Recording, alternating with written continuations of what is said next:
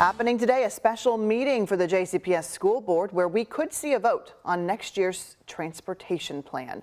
While the district works urgently for a final plan, Louisville's NAACP is calling for resignations of district leadership. Ian Hardwitt has the story.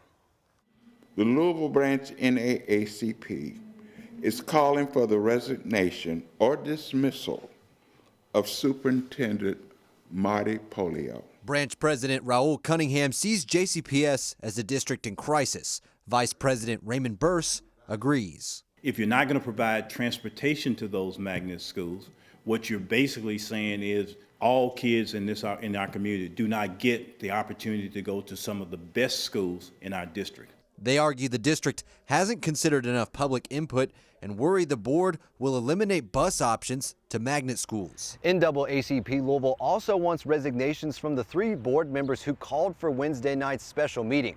Linda Duncan is one of those 3. She justified the decision by saying JCPS Transportation is anxious to finalize their plan so that student families and their staff can have those details in their hands. Through text, Duncan wrote, "We are already behind schedule. Waiting until Tuesday is not going to change any option. We need to move now rather than later." After the board tabled the initial vote on next year's plan, JCPS's top transportation leader, Rob Folk, warned that further delays would make routing difficult.